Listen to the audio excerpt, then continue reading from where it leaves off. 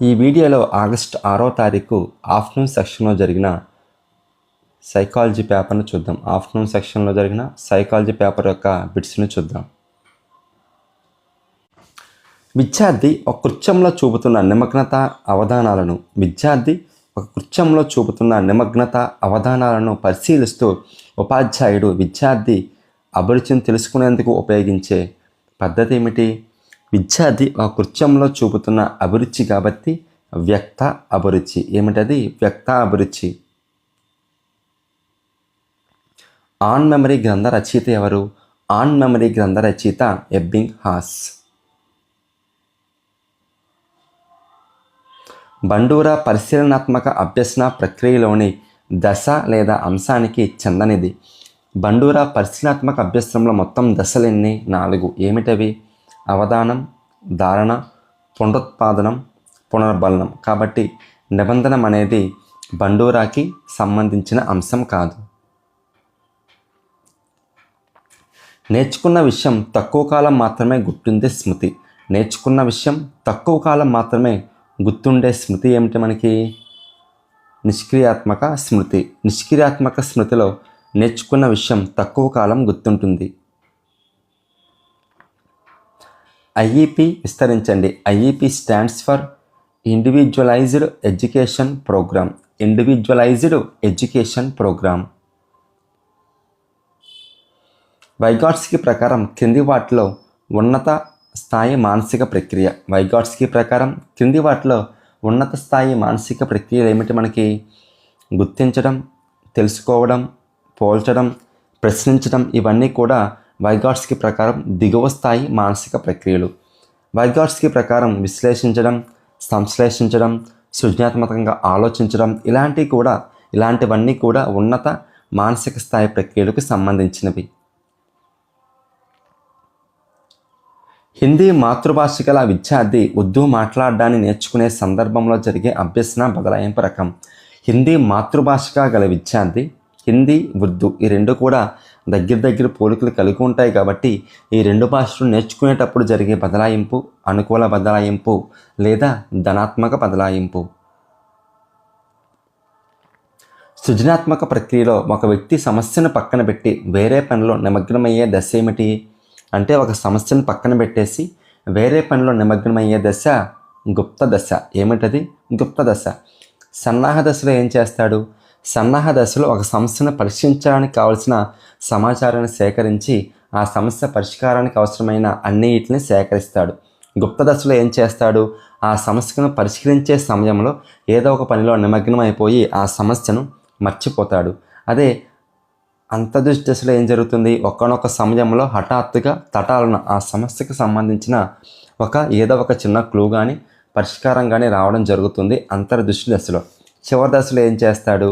ఆ సమస్యకు పరిష్కారాన్ని సాధిస్తాడు. కాబట్టి సృజనాత్మక ప్రక్రియలో మొత్తం దశల సంఖ్య అంతా 4. ఏమిటవి?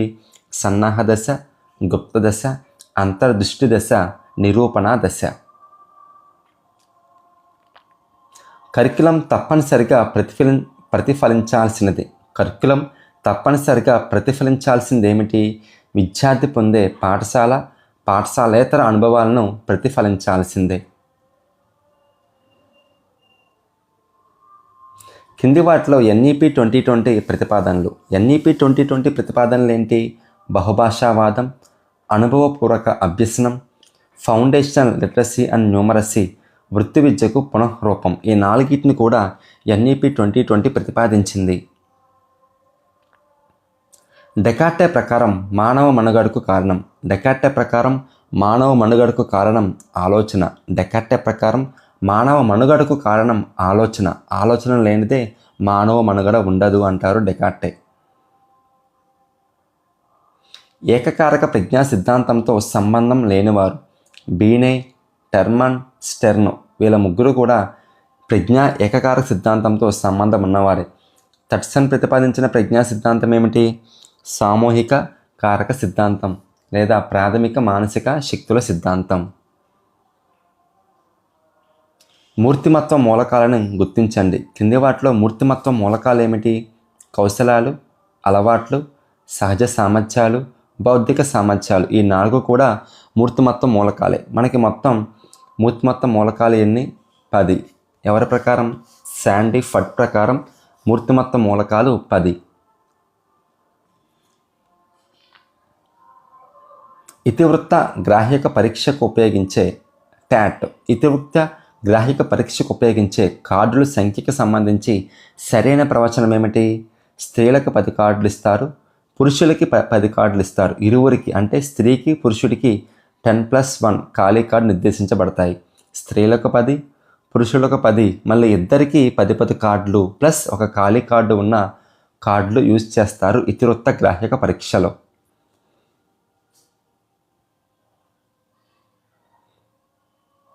మూర్తిమత్వ వర్గీకరణకు సంబంధించిన సరైన జత ఏమిటి? మనకి విలువల ఆధారంగా మూర్తిమత్వ వర్గీకరణ చేసిన వ్యక్తి యంగ్ కాదు. ఎవరండి? విలువల ఆధారంగా మూర్తిమత్వ వర్గీకరణ చేసిన వ్యక్తి స్ప్రెంజర్. చిత్తవృత్తుల ఆధారంగా మూర్తిమత్వ వర్గీకరణ చేసింది ఎవరు? మనకి హిపోక్రటిస్. థర్డ్ ఆప్షన్, శరీర నిర్మాణం ఆధారంగా మూర్తిమత్వ వర్గీకరణ చేసింది క్రష్మర్. ఇది సరైన స్టేట్మెంట్. కాబట్టి మనకి స్టేట్మెంట్ సి అనేది సరైన స్టేట్మెంట్. మంచి సర్దుబాటు గల విద్యార్థి కనబరిచే లక్షణం. మంచి సర్దుబాటు ఉన్న వ్యక్తికి అన్ని పాజిటివ్ లక్షణాలు ఉంటాయి, అన్నీ పాజిటివ్ ఉంటాయి. కింద వాటిలో ఏదైతే పాజిటివ్ స్టేట్మెంటో అదే సరైనది. చూడండి, కింద ఇచ్చిన ఆప్షన్స్లో ఉద్వేగ పరిపక్వత అనేదే పాజిటివ్ స్టేట్మెంట్. కాబట్టి మంచి సర్దుబాటు విద్యార్థి గల లక్షణం ఉద్వేగ పరిపక్వత. వికాసానికి సంబంధించి సరైన ప్రవచనాలను గుర్తించండి. వికాసం గుణాత్మకమైనది, వికాసం నిరంతరం కొనసాగే ప్రక్రియ, వికాసం సంచితమైనది. కానీ వికాసం అనేది ఒక అంశానికి పరిమితమై ఉండదు. వికాసం అనేది శారీరక, మానసిక, సాంఘిక, ఉద్వేగ, నైతిక, భాష ఇలా అనేక అంశాలతో సంబంధం కలిగి ఉంటుంది. కాబట్టి వికాసం అనేది అనేక అంశాల కలయిక. మానసిక వికాసం గురించి సరికాని వాక్యం. క్రింది వాటిలో మానసిక వికాసం గురించి సరికాని వాక్యం ఏమిటి? పూర్వ బాల్య దశను సమస్యాత్మక వయస్సు అంటారు. సరి అయినదే. కానీ ఉత్తర బాల్య దశను ప్రశ్నించే వయస్సు అనరండి. పూర్వ బాల్య దశనే ప్రశ్నించే వయస్సు అంటారు. పూర్వ కౌమార దశ సాంఘిక వికాసానికి పునాది. సరి అయినదే. శారీరక చలనాత్మక వికాసాలు పరస్పర ఆధారితాలు. ఇది కూడా సరైనది. కాబట్టి పూర్వ బాల్య దశను సమస్యాత్మక వయస్సు అంటారు. ప్రశ్నించే వయస్సు కూడా మనకి పూర్వ బాల్య దశ. కాబట్టి సెకండ్ స్టేట్మెంట్ అనేది మానసిక వికాసం గురించి సరికాని స్టేట్మెంట్. ప్రాథమిక విద్యను నిర్బంధం చెయ్యాలని సూచించిన కమిటీ లేదా కమిషన్. మనకి కొఠారి కమిషన్ అనేది ప్రాథమిక విద్యను నిర్బంధం చెయ్యాలని సూచించింది. నిర్బంధం అంటే కంపల్సరీ, ప్రతి ఒక్కరూ చదువుకోవాల్సిందే, ప్రతి ఒక్కరికి అందించాల్సిందే. పిల్లల దౌర్జన్య ప్రవర్తనకు గల కారణాలు గుర్తించండి. పిల్లల్లో దౌర్జన్యకర ప్రవర్తనకు సంబంధించిన కారణాలు ఏమిటి? తాము చేయాలనుకున్న పని చేయలేకపోవడం వల్ల దౌర్జన్యానికి గురవుతారు. తాము ఒక పని చేయాలనుకున్నప్పుడు ఆ పని చేయకపోతే దౌర్జన్యపూరితంగా ఉంటారు. తమ ఇష్టానికి విరుద్ధంగా పెద్దలు ప్రవర్తించినప్పుడు కూడా పిల్లలు దౌర్జన్యకర ప్రవర్తనను చూపిస్తారు. కాబట్టి ఇచ్చిన 2 స్టేట్మెంట్లు కూడా దౌర్జన్యకర ప్రవర్తనకి కారణాలే. ఉద్వేగ ప్రదర్శనలో స్వీయ క్రమబద్ధత పాటించు దశ. ఉద్వేగ ప్రవర్తనలో స్వీయ క్రమబద్ధత అంటే ఏమిటి? ఉద్వేగ కెథార్సిస్ అంటే ఒక శిశువు ఉద్వేగానికి గురైనప్పటికీ తన ఉద్వేగాలను తన అదుపులో, తన నియంత్రణలో పెట్టుకోవడాన్నే మనం ఉద్వేగ కెథార్సిస్ అంటారు. కాబట్టి ఉద్వేగ కెథార్సిస్ కనబరిచే దశ ఉత్తర బాల్య దశ. కాబట్టి ఉద్వేగాల ప్రదర్శనలో స్వీయ క్రమబద్ధత పాటించు దశ ఉత్తర బాల్య దశ. ఉద్వేగ వికాసానికి సంబంధించిన సరైన సమాధానం ఎంచుకోండి. బ్రిడ్జెస్ ఉద్వేగ వికాసంపై పరిశోధన చేశారు. సరైనదే. లౌటన్ భయంపై పరిశోధన చేశారు. ఇది కూడా సరైనదే. కాబట్టి ఇచ్చిన 2 స్టేట్మెంట్లు కూడా ఉద్వేగ వికాసానికి సంబంధించి సరైనదే. బ్రిడ్జెస్ ఉద్వేగ వికాసంపై పరిశోధన చేశారు.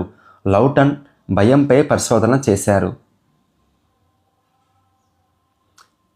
క్రింది వాటిని జతపరచండి. ఫొనాలజీ ఫొనాలజీ అంటే ఏమిటండి?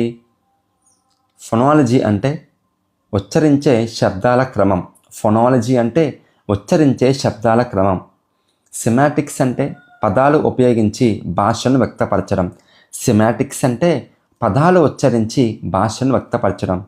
ప్రోగ్మాటిక్స్ అంటే నిత్య జీవితంలో పదాలు ఉపయోగించడం. ప్రోగ్మాటిక్స్ అంటే నిత్య జీవితంలో పదాలు ఉపయోగించడం, సందర్భానుసారంగా పదాలు ఉపయోగించడమే ప్రోగ్మాటిక్స్. ఫొనాలజీ అంటే ఉచ్చరించే శబ్దాల క్రమం. సిమాంటిక్స్ అంటే పదాలు ఉపయోగించి భాషను వ్యక్తపరచడం. ప్రోగ్మాటిక్స్ అంటే సందర్భానుసారంగా పదాలు ఉపయోగించడం. భాషా గ్రహణ యంత్ర భావన. భాషా గ్రహణ యంత్రం, లాంగ్వేజ్ ఎక్విజిషన్ డివైస్ అనగానే మన మైండ్లోకి రావాల్సిన పేరు నోమ్ చామ్స్కీ. వ్యక్తిగత నీతి సూత్రాలను పాటించే దశ. కోల్బర్గ్ ప్రకారం వ్యక్తిగత నీతి సూత్రాలను పాటించే దశ ఏమిటి? ఉత్తర సాంప్రదాయ నైతికత దశ. క్రింది వానిలో సరి అయిన సమాధానాన్ని గుర్తించండి. పిల్లల పూర్వ బాల్య దశలో ఆత్మభావన ఏర్పడుతుందన్నాడు. ఇది సరికాదు. పూర్వ బాల్య దశలో ఆత్మభావన ప్రారంభమవుతుంది అంతే. పూర్వ బాల్య దశలో ఆత్మభావన ప్రారంభమవుతుంది. ఉత్తర బాల్య దశలో ఆత్మభావన ఏర్పడుతుంది. ఇది బాగా గుర్తుంచుకోండి. ఆత్మభావన ప్రారంభమయ్యే దశ పూర్వ బాల్య దశ, ఆత్మభావన ఏర్పడే దశ ఉత్తర బాల్య దశ. కాబట్టి ఫస్ట్ స్టేట్మెంట్ సరైనది కాదు. రెండో స్టేట్మెంట్, విజయ సాధనలో ఐక్యూ కంటే స్వీయ నియంత్రణ ప్రముఖ పాత్ర వహిస్తుంది. ఇది సరైనదే. మనకు చెప్తారు కదా డేనియల్ గోల్మెన్ ఏమంటారు? ఒక వ్యక్తి విజయం సాధించడంలో 80% ఉద్వేగ ప్రజ్ఞ పాత్ర వహిస్తే 20% మాత్రమే సాధారణ ప్రజ్ఞ పాత్ర పోషిస్తుందంట. కాబట్టి విజయ సాధనలో ఐక్యూ కంటే స్వీయ నియంత్రణ ప్రముఖ పాత్ర వహిస్తుంది. కాబట్టి మనకి స్టేట్మెంట్ 2 మాత్రమే సరి అయినది. స్టేట్మెంట్ 1 సరికాదు. కాబట్టి ఆత్మభావన ప్రారంభమయ్యే దశ పూర్వ బాల్య దశ, ఆత్మభావన ఏర్పడే దశ ఉత్తర బాల్య దశ. ఒక వ్యక్తి విజయం సాధించడంలో 80% ఉద్వేగ ప్రజ్ఞ పాత్ర వహిస్తే 20% మాత్రమే సాధారణ ప్రజ్ఞ పాత్ర వహిస్తుంది. క్రింది వానిలో సంజ్ఞానానికి సంబంధించినది చెందనది. ఆలోచన, అనుభవం, మానసిక చర్యలు ఈ 3 కూడా సంజ్ఞానానికి సంబంధించినవే. ఆత్మభావన అనేది సంజ్ఞానానికి సంబంధించినది కాదు.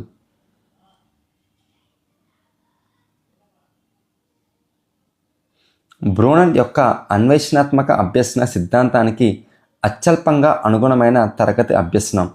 బ్రూనర్ యొక్క అన్వేషణాత్మక అభ్యసన సిద్ధాంతానికి అత్యల్పంగా తోడ్పడే తరగతి అభ్యసనం ఏమిటి? విద్యార్థులు సమస్యను అన్వేషించక ముందు వారికి సిద్ధంగా సమాధానాలు ఉన్నప్పుడు అన్వేషణాత్మక అభ్యసనం జరగదు. ఎప్పుడైనా సమాధానాలు ఎదురుగా ఉంటే వాళ్ళు అన్వేషించడానికి ఏమైనా ప్రయత్నాలు చేస్తారా? చేయరు కదా. సమాధానం ఉంది కదా, ఆ సమాధానం రాసేద్దామని అన్వేషణాత్మక అభ్యసనం జరగదు. కాబట్టి స్టేట్మెంట్ సి అనేది పై ప్రశ్నకు సరైన సమాధానం. ఓఈఆర్ను విస్తరించండి. ఓఈఆర్ అంటే ఏమిటండి? Open education resource.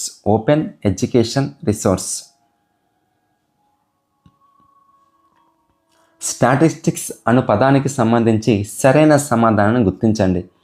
స్టాటస్ అనేది ఫ్రెంచ్ భాషా పదం అన్నాడు. స్టాటస్ అనేది మనకి లాటిన్ భాషా పదం. కాబట్టి స్టేట్మెంటే సరికాదు. స్టాటస్ అనేది లాటిన్ భాషా పదం. స్టాటిస్టా అనేది ఇటాలియన్ పదం సరి అయినదే. స్టాటిస్టిక్ అనేది గ్రీకు పదం సరి అయినదే.